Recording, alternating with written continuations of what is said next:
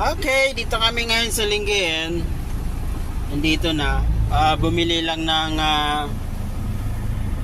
inihaw na bangus. Doon oh.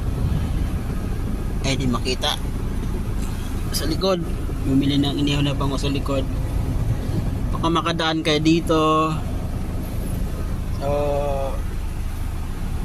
paglampas na tulay dyan sa likod, paglampas dyan, yan na yung magkabilaan, mga kaindan karinderya. So lang dito, mga panggalatok.